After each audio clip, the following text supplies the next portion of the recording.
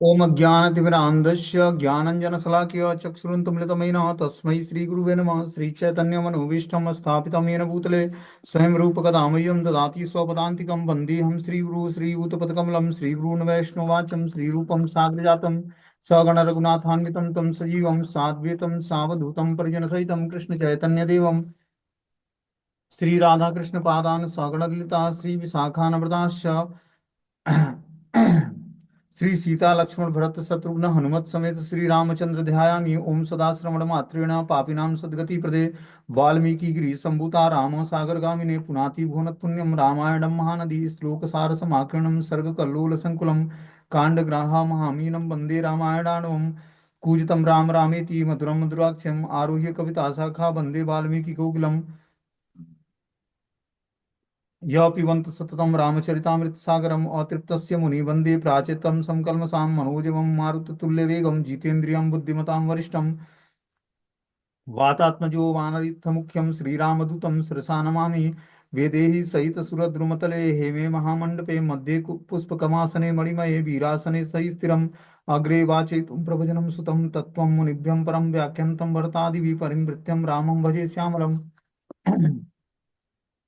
वामे भूमिसुता पुरस्तु हनुमान पश्चात् सुमित्रासुतं शत्रुघ्नो भरतस्य पार्श्वो दल्लेदुकोणेषु च सुग्रीवस्य विभीषणस्य युवराटा तारासुतं जामवानं मध्ये नीलसरोजकोमलरुचिरं रामं भजे श्यामलं। रामं रामानुजं सीता भरतं भरतानुजं सुग्रीववायुसुनं च प्रणमामि पुनः पुनः।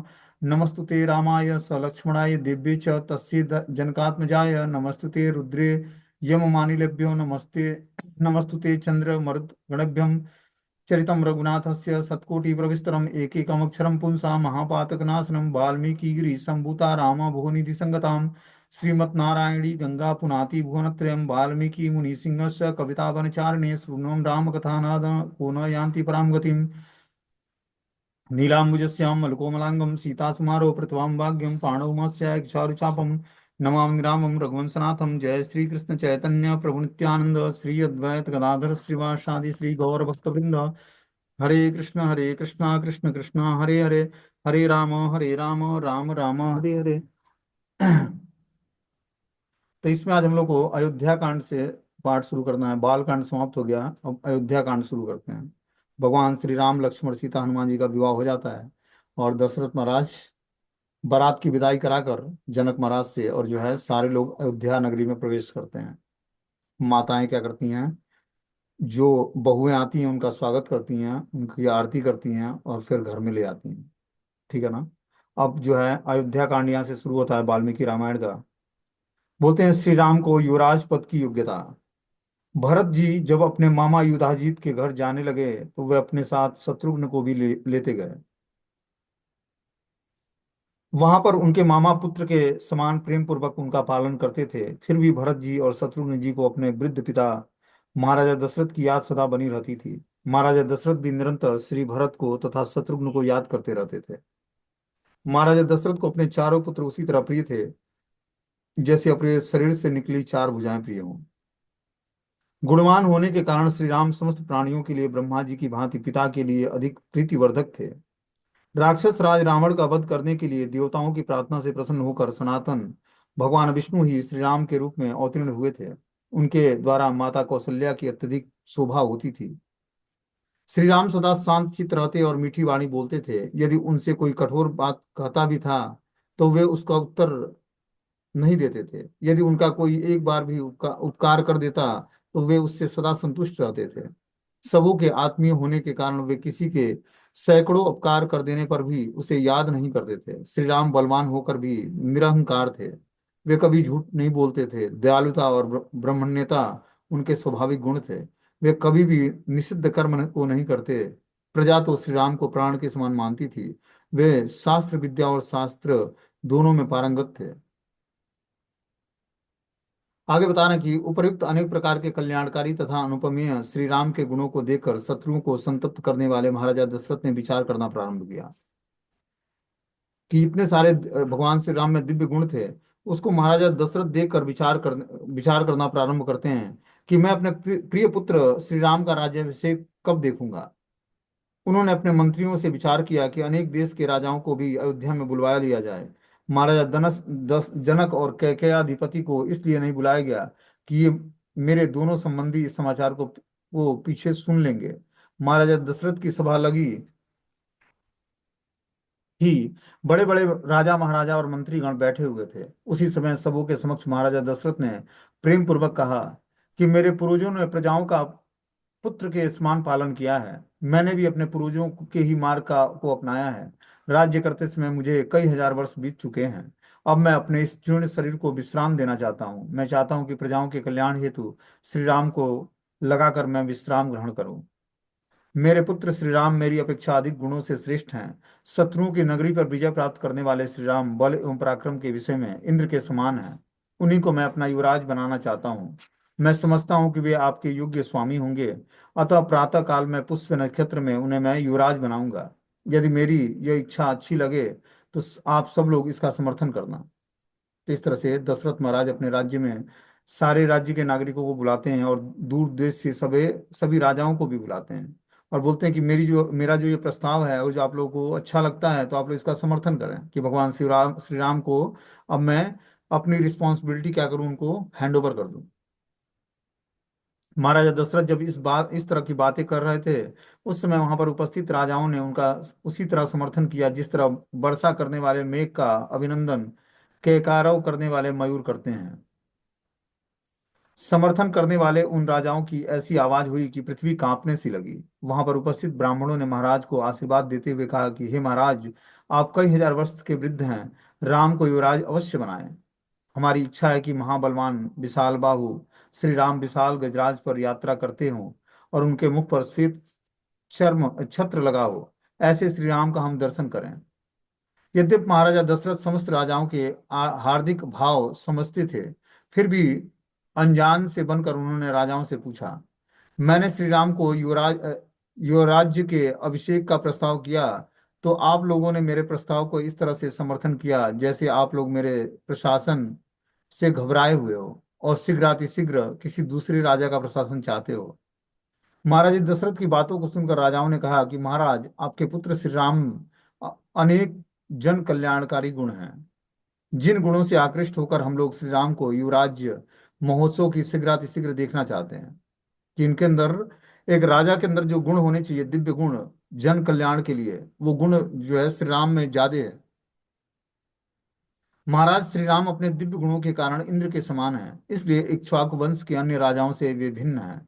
इसके पश्चात सबों ने श्री राम के अनेक प्रकार के गुणों का उल्लेख करते हुए कहा कि तमेव गुण संपन्नम रामम सत्य पराक्रमम लोकपालोपमम नाथम मौकाय यत मेदिनी। इस प्रकार सभी गुणों से संपन्न सत्य पराक्रम श्री राम लोकपालों के समान थे, इसलिए पृथ्वी उनको अपना पति बनाना चाहती थी। हमारे सौभाग्य से श्री राम प्रजाओं का कल्याण करने के योग्य हो गए हैं। अतएव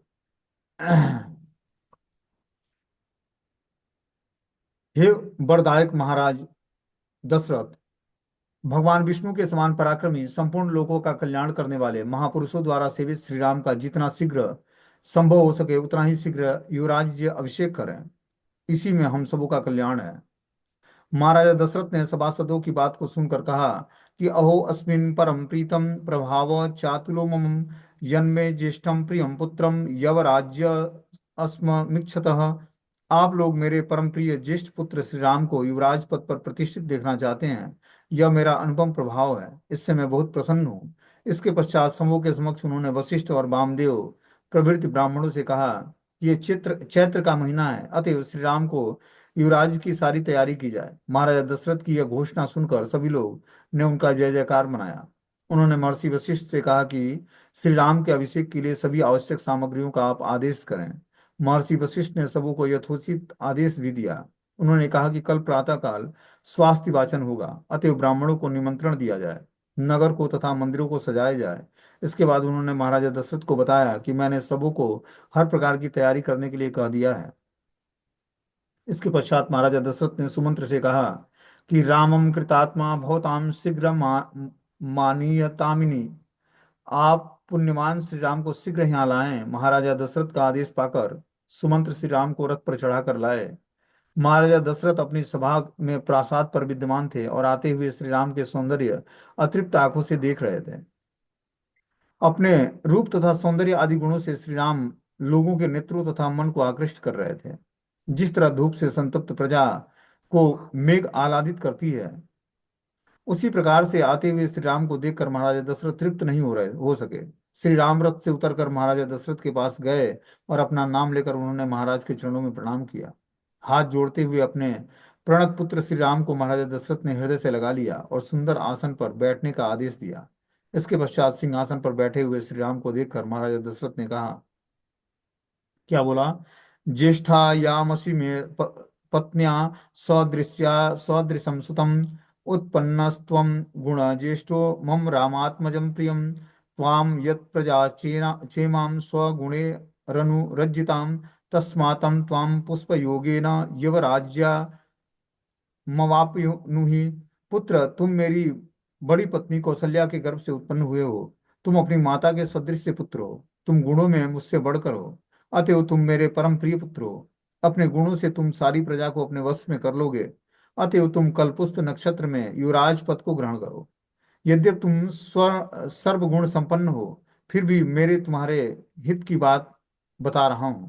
तुम और अधिक विनय और जितेंद्रिय बने रहो। तुम काम और क्रोध से दूर रहना चाहिए। महाराज दशरथ की बात को सुनने के पश्चात भगवान श्री राम अपनी माता के पास आकर सारा समाचार सुनाए। नगरवासी मनुष्य भी महाराज की बातों को सुनकर प्रसन्नता पूर्वक अपने घर आए और देवताओं की पूजा करने लगे। इसके पश्चात महाराजा दशरथ ने मंत्रियों के साथ मंत्रणा की। फिर उन्होंने सुमंत्र जी से श्री राम को बुलवाकर कहा, वत्स, मैंने अपने जीवन के सारे कार्यों को कर लिया है। अब केवल तुम्हारा अभिषेक करना ही मेरे जीवन का अंतिम कार्य रह गया है। मैं रात्रि में अनेक अपशगुन स्वप्न देखता हूँ। आज चंद्रमा पुनर्वसु नक्षत्र से युक्त था। कल निश्चित ही पुष्प नक्षत्र का योग होगा, ऐसा ज्योतिष लोग बताते हैं। अतः तुम अपनी पत्नी के साथ उस आसन पर सोकर उपवास करके रात्रि बिताओ। इसके पश्चात भगवान श्री राम अपनी माता के गृह में आकर उनको सारा समाचार बताते हैं। उस समय वहां पर श्री जानकी जी भी आ गई थी। भगवान श्री राम ने कहा कि अम्ब पिता नियुक्तो अस्मि प्रजा पालन कर्मणि भविताम स्व अभिषेको में यथा में शासनम पितु सीतया अप्युपवस्तव्यम राजनीयम मया सहम एव मुक्ता मुपाध्याये सही मुक्ता वान पिता। माँ, पिताजी मुझे प्रजापालक के काम में नियुक्त किया है। कल मेरा अभिषेक होने वाला है। पिताजी के आदेशानुसार सीता को भी मेरे साथ रात्रि में उपवास करना चाहिए। पिताजी ने कहा कि उपाध्यक्षों ने ऐसे ही करने के लिए कहा है। यह सुनकर कौशल्या जी अत्यंत प्रसन्न हुई। इसके पश्चात भगवान श्री राम अपने भवन में चले गए। पुनः महाराजा दशरथ के अनुरोध पर महर्षि वशिष्ठ श्री राम के भवन में गए और सीता सहित श्री राम को रात्रि में उपवास करने की दीक्षा दिया और आकर महाराजा दशरथ को सारा समाचार बताया। पुनः महाराजा दशरथ अपने अंतःपुर में प्रवेश किए। इधर अयोध्या वासियों ने नगर को सजाया। श्री राम अपनी पत्नी सहित रात्रि में उपवास करने लगे। प्रजाओं में इस बात की बड़ी ही प्रसन्नता थी कि आज श्री राम हमारे स्वामी होने जा रहे हैं। वे आपस में बातें करते रहे। हमारे ऊपर श्री राम की बहुत बड़ी कृपा है कि हमारे स्वामी श्री राम होंगे और दीर्घ काल तक हमारी रक्षा करेंगे। वे समस्त लोगों की अच्छी बुरी बातों को जानते हैं। महाराजा दशरथ चिरकाल तक जीवित रहें, जिनके प्रासाद में हम लोग श्री राम के राज्याभिषेक का दर्शन करेंगे। देश के कोने कोने से लोग श्री राम का यो राज्याभिषेक महोत्सव देखने के लिए आ गए थे। अतः लोगों को कोलाहल अधिक बढ़ गया था। अयोध्या नगरी अत्यंत सुशोभित हो रही थी। इस तरह से भगवान श्री राम का यो राज्याभिषेक देखने के लिए सारी प्रजा समुत्सुक थी। समूह के मन में अत्यंत उत्साह छाया हुआ था। अयोध्या में बाहर से समागत सामंत राजाओं की भीड़ लगी हुई थी। श्री राम यो राज्याभिषेक की पूर्ण रूप से तैयारी की जा रही थी।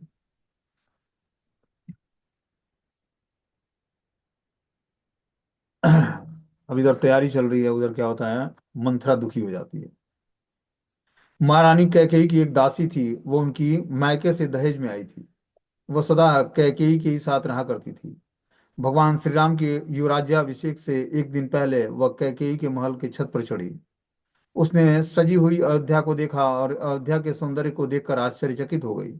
उसने सन्निकट में ही विद्यमान धाई से पूछा, आज श्री राम की माता अपने किस मनोरथ के साधने में तत्पर होकर लोगों को धन बांट रही है। उसकी बातों को सुनकर धाई ने कहा, कल महाराजा दशरथ पुष्य नक्षत्र के युग में क्रोध को जीतने वाले निष्पाप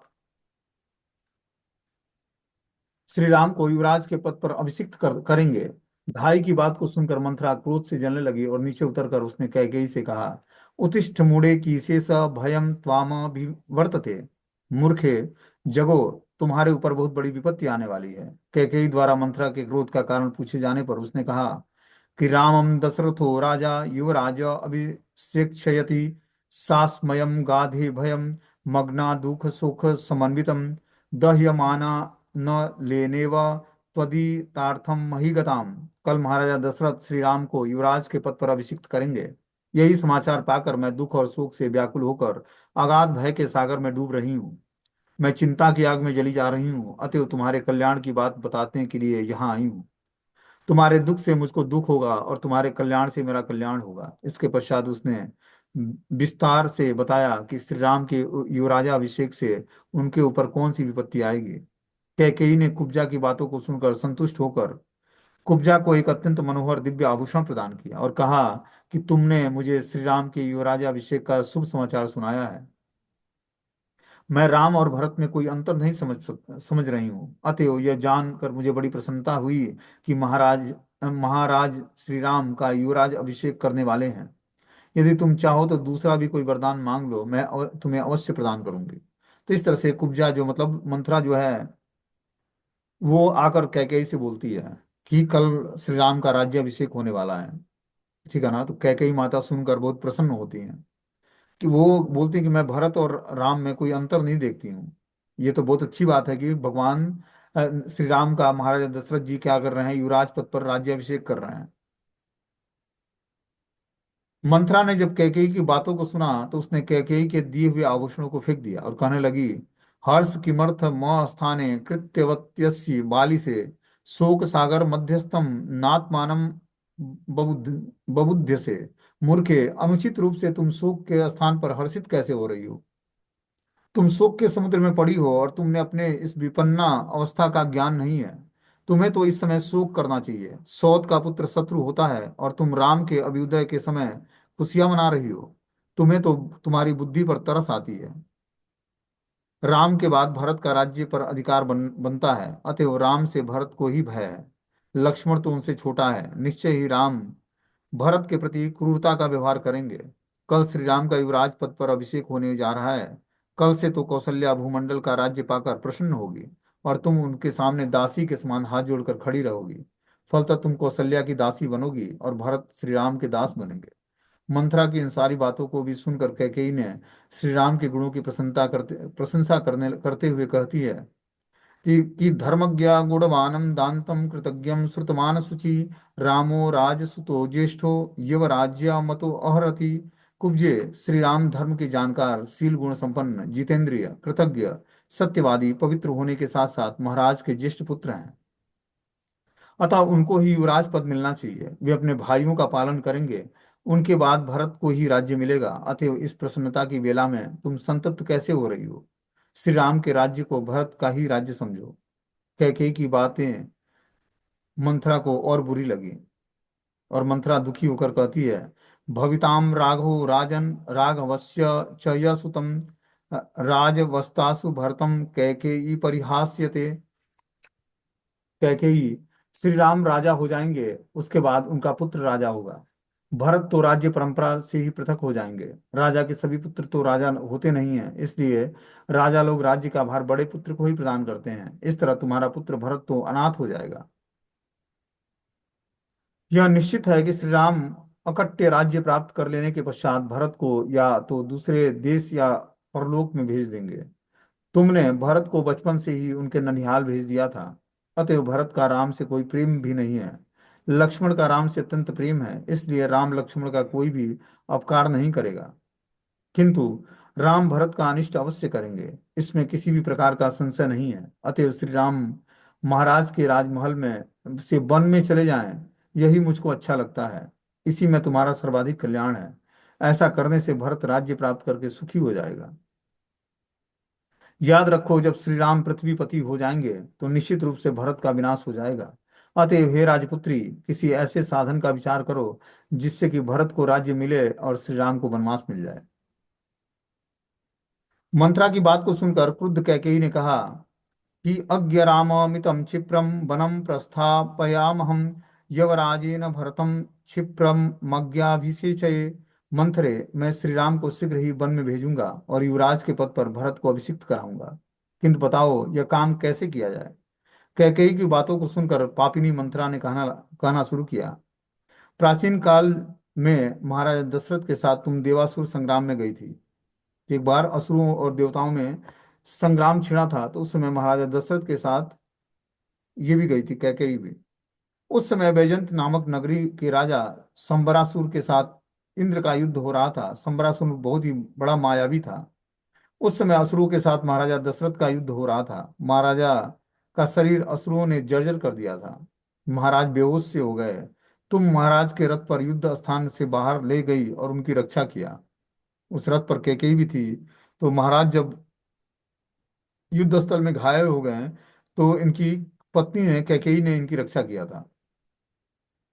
उससे महाराज प्रसन्न होकर तुम्हें वर, दो वर मांगने के लिए तुमसे कहा था। और तुमने कहा था कि उस समय तुमने कहा कि हे स्वामिन, जब मेरी इच्छा होगी तब मैं मांगूंगी।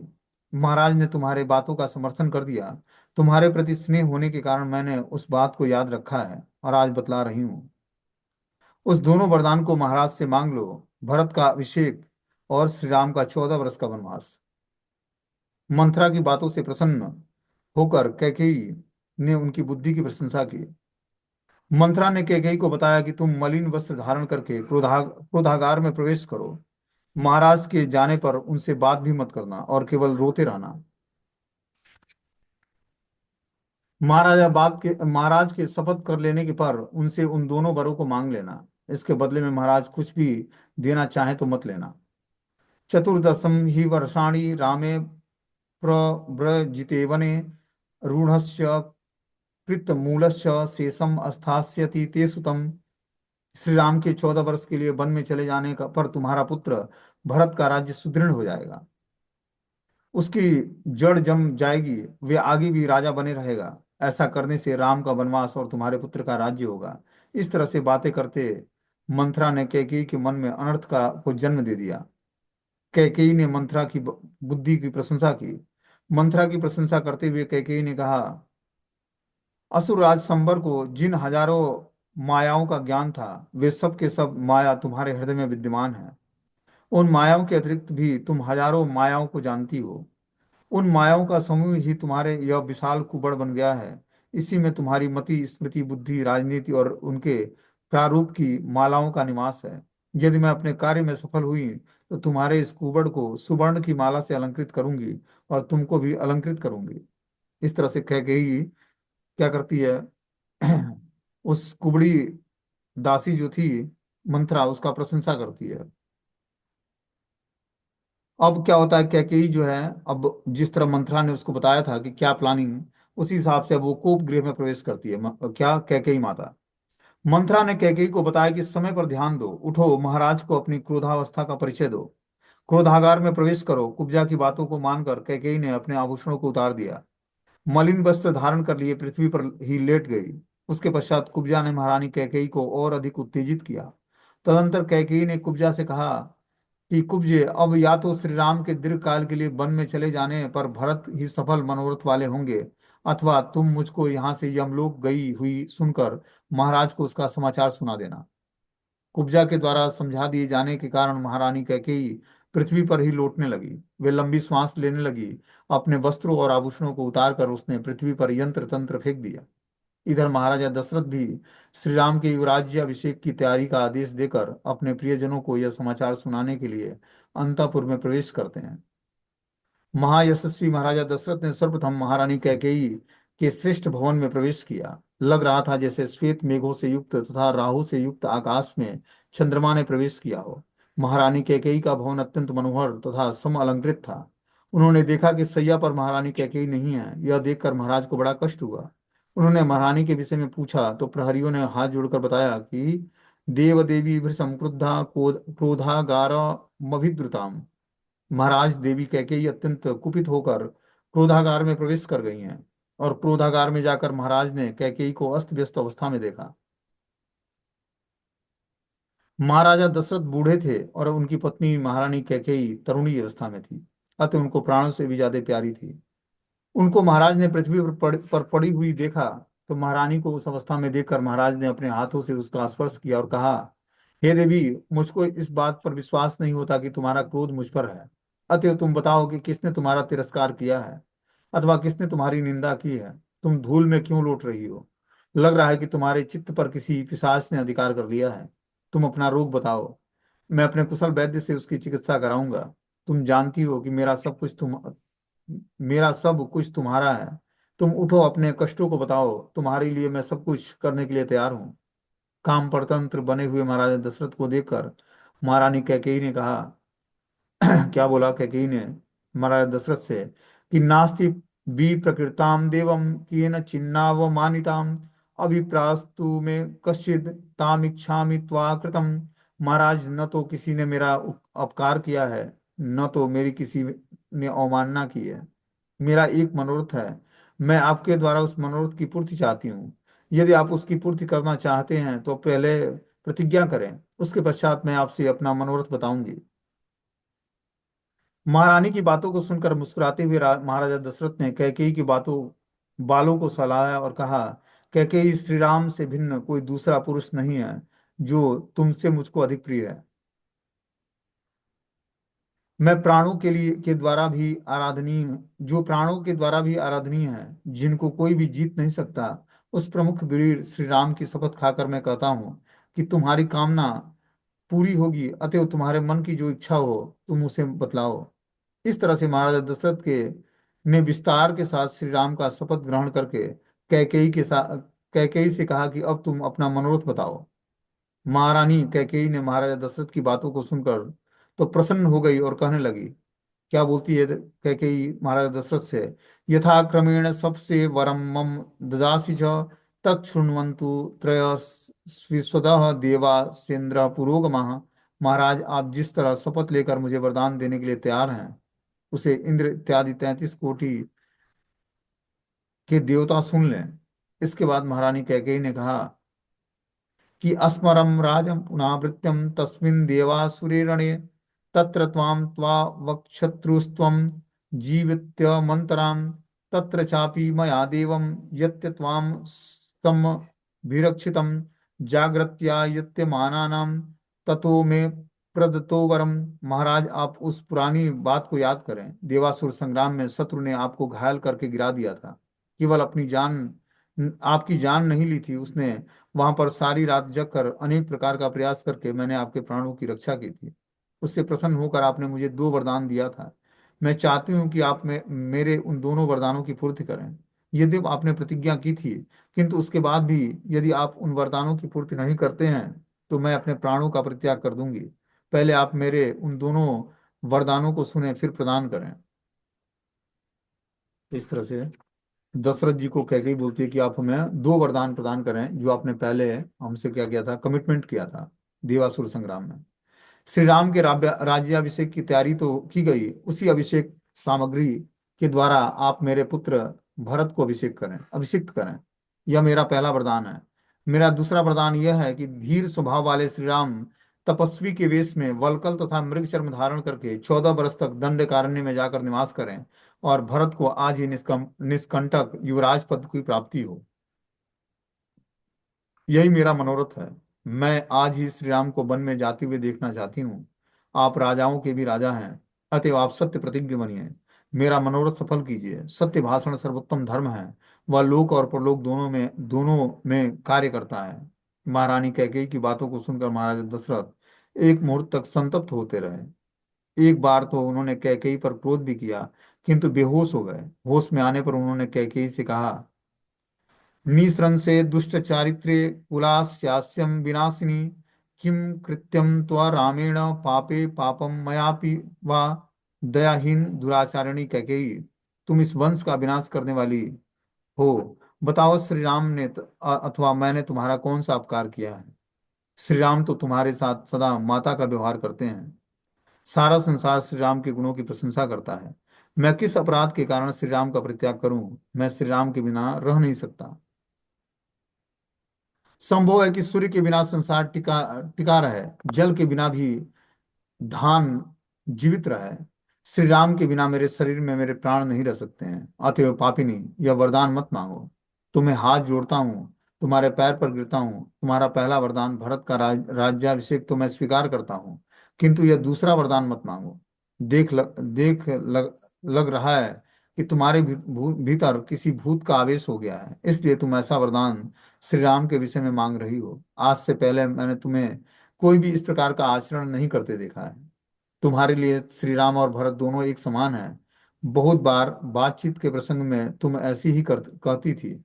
आज श्री राम का वनवास क्यों चाहती हो? यहाँ हमारे यहाँ जितनी स्त्रियां और वृद्धजन हैं, कोई भी श्री राम को किसी प्रकार की शिकायत नहीं करते हैं। मैं मृत्यु के किनारे हूँ। तुम श्री राम के लिए वनवास का वरदान न मांगो। महाराजा दशरथ की बातों को सुनकर कैकेयी ने कहा कि हे महाराज, यदि दो वरदान देकर पुनः उसके लिए आप पश्चाताप कर रहे हैं, तो फिर पृथ्वी पर आप अपने धार्मिक कैसे कहवा सकेंगे? अनेक राजर्षि गण एकत्रित होकर मेरे वरदान के विषय में आपसे पूछेंगे, तो उन लोगों को आप क्या उत्तर देंगे? आप यही चाहते हैं कि श्री राम को युवराज बनाकर मैं दीर्घ काल तक कौशल्या के साथ रमण करूं। आप जाने,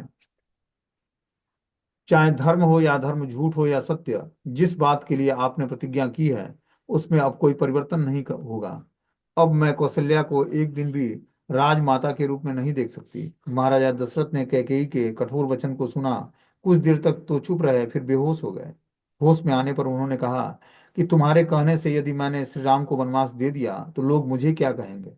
कौशल्या क्या कहेगी? मैं कैसे श्री राम का उदास मुखमंडल देख सकूंगा? अब तो मुझ पर कोई विश्वास भी नहीं करेगा। यदि मैं श्री राम को यह कह दूं कि तुम वन चले जाओ, तो वे यही कहेंगे कि बहुत अच्छा। इसके अतिरिक्त वे दूसरी कोई बात नहीं कह सकते हैं। मेरी आज्ञा के विपरीत राम वन न जाएं तो यही मेरे लिए अच्छा होगा, किंतु श्री राम ऐसा नहीं कर सकते हैं। यदि तुम्हारे ही समान भरत को भी श्री राम का वनवास अभिप्रेत्य हो, तो वे मेरा दाह संस्कार नहीं करेंगे। स्त्रियों को धिक्कार है, क्योंकि वह सठ और स्वार्थ परायण होती हैं। मैं सभी स्त्रियों को नहीं कह सकता, केवल कैकेयी को ही कह रहा हूं। तुम कैकेयी कुल की कलंक हो। तुम्हारी बातें मीठी किंतु भीतर से घात पहुंचाने वाली हैं। इसके पश्चात महाराजा दशरथ ने अनेक प्रकार से विलाप किया और अनेक प्रकार से इस बात का प्रयास किया कि कैकेयी अपना श्री राम के वनवास वाला वरदान न मांगे, किंतु महाराजा दशरथ का किया हुआ सारा प्रयास व्यर्थ हुआ। कैकेयी अपने निश्चय पर अडिग रही। महाराजा दशरथ के विलाप करते करते सारी रात बीत गई। पृथ्वी पर पड़े हुए महाराज वेदना से छटपटा रहे थे, किंतु कैकेयी ने उनसे कहा कि पापम कृत्वे किमिदम मम सश्रुत्य सहस्रवम शेषे छित्तितले सन्नम स्थित्या अस्थातु त्वमर्हसि। आपने मुझे जो दो वरदान देने के लिए प्रतिज्ञा की थी, जब मैंने वरदान मांगा तो आप इस प्रकार से अचेत होकर पृथ्वी पर गिर पड़े, जैसे कोई पाप करके आप पछता रहे हो। आपको तो सत्य पुरुषों की मर्यादा में स्थिर रहना चाहिए। सत्य का पालन करना मानव जीवन का सर्वश्रेष्ठ धर्म है। अब वरदान देने वाले हैं, मेरे वरदान की पूर्ति करें। महाराजा दशरथ ने कैकेयी की काटुक्तियों को सुनकर कहा कि मैंने अग्नि के समक्ष वेद मंत्र का पाठ करके तथा जो तुम्हारा हाथ पकड़ा था, आज तुम्हारे उस हाथ को तुमको और तुम्हारे पुत्र को मैं छोड़ रहा हूँ। रात बीत रही है, अभी भी अवसर है, अपना वरदान लौटा लो। महाराजा दशरथ की बातों को सुनकर कैकेयी ने कहा कि महाराज, विष तथा शूल इत्यादि रोगों के समान दुख देने वाली वाणी आप क्यों बोल रहे हैं? आप अपने पुत्र श्री राम को बुलवाइए। मेरे पुत्र को राजा बनाकर आप श्री राम को वनेचर बनाकर मुझे निष्कंटक बना दीजिए, तभी आप कृत्य होंगे। इधर प्रातः काल होते ही महर्षि वशिष्ठ अभिषेक की सारी सामग्री लेकर अपने शिष्यों के साथ अयोध्या नगरी में प्रवेश करते हैं। अयोध्या नगरी खूब सजाई गई थी। अनेक व्यापारी और सामंतक गण श्री राम का राज्याभिषेक देखने के लिए उपस्थित थे। उन्होंने सुमंत को आदेश दिया कि जाकर महाराज को बताओ कि अभिषेक की बेला हो गई है। सुमंत भी महाराज दशरथ के पास गए और उनकी स्तुति की और बोले कि महाराज स्वयं महर्षि वशिष्ठ ब्राह्मण के साथ खड़े हैं। आप शीघ्र ही श्री राम को युवराज्याभिषेक की आज्ञा प्रदान करें। किंतु सुमंत ने जब महाराज की दीन दशा को देखा तो घबरा गए और पीछे हट गए। कैकेयी ने सुमंत से कहा कि महाराज रात भर सोए नहीं हैं, अतएव सो रहे हैं। सुत तुम्हारा कल्याण हो, तुम शीघ्र जाओ और यशस्वी राम राजपुत्र श्री राम को ले आओ। इसमें कोई विचार न करो। सुमंत ने कहा, महाराज की आज्ञा के बिना मैं कैसे जाऊं? इस बात को सुनकर महाराज दशरथ ने कहा कि मैं श्री राम को देखना चाहता हूँ। इसके पश्चात सुमंत श्री राम के भवन में चले जाते हैं। प्रातः काल की बेला थी। सभी ब्राह्मण श्री राम के अभिषेक की सामग्री लेकर राजद्वार पर उपस्थित हो गए। व्यापारी वर्ग, नागरिक और सामंतगण भी आए हुए थे। नदियों और समुद्रों का जल सजाकर रख दिया गया था। सब लोग आपस में बातें कर रहे थे। सूर्योदय सूर्योदय हो रहा था। महाराज अब तक नहीं जगे, न जाने क्या बात हो गई। सबों को आश्चर्य हो रहा था। इन सारी बातों को सुनते हुए सुमंत श्री राम के महल में आए। श्री राम का भवन तो इंद्र के भवन के ही समान सुंदर और अलंकृत था। उसमें स्थान स्थान पर स्वर्ण और रत्न जड़े थे। श्री राम के भवन पर भी अनेक लोग श्री राम के लिए अनेक प्रकार का उपहार लेकर उपस्थित थे। इसके पश्चात सुमंत ने श्री राम के सुभंजय नामक विशालकाय गजराज को देखा। उसके बाद सुमंत महल के भीतर ढ्योढ़ी में पहुंचा। वहां भीड़ बिल्कुल नहीं थी। इसके बाद सुमंत ने अंतःपुर के संरक्षकों से कहा कि आप लोग जाकर श्री राम से कहें कि सुमंत आए हैं। श्री राम ने जब जाना कि सुमंत आए हैं तो वे उन्हें भीतर ही बुलवा लिया। वहां आकर सुमंत ने श्री जानकी जी के साथ श्री राम को देखा और हाथ जोड़कर कहा, कौसल्या सुप्रजा राम पिता त्वा दृष्टमृक्षति महिष्यापि हि कैकेय्या गम गम्यताम तत्र माचिरम। हे कौशल्या जी के सुंदर संतान श्री राम, आपके पिता महाराजा दशरथ कैकेयी जी के साथ आपको देखना चाहते हैं, अतः वहां पर शीघ्र ही उपस्थित हो। इसके पश्चात श्री राम ने सीता जी का सम्मान किया और कहा, लगता है कि पिता जी मध्य मामबा मेरे अभिषेक के विषय में कुछ विचार कर रहे हैं। पिता की पिताजी ने मेरे पास सुमंत जी को दूत बनाकर भेजा है। मैं शीघ्र उनका दर्शन करूंगा। तुम स्वजनों के साथ यहीं रहो। पति श्री राम के द्वारा सम्मानित होकर सीता भगवान श्री राम का मंगल मनाती हुई द्वार पर्यंत आई। सीता जी ने अनुमति लेकर श्री राम बाहर आए और द्वार पर हाथ जोड़कर लक्ष्मण जी खड़े थे। बीच की कक्षा में आकर श्री राम अपने मित्रों से मिले। इसके बाद वह शीघ्रगामी घोड़ों से युक्त रथ पर सवार होकर चल दिए। मार्ग में सौभाग्यवती स्त्रियों ने उनके ऊपर फूल बरसाए, उनकी स्तुति की। मार्ग में अनेक प्रकार के सुगंधित धूप जलाया गया। जो श्री राम को एक बार देख लेता वो उनसे अपनी दृष्टि नहीं हटा पा रहा था, उन्हें देखता ही रह जाता था। उस समय जो श्री राम को नहीं देखता था तथा जिसको श्री राम नहीं देखते, वो अपने को संसार में सबसे निंदित मानता था और स्वयं उसकी आत्मा भी उसकी निंदा करती थी।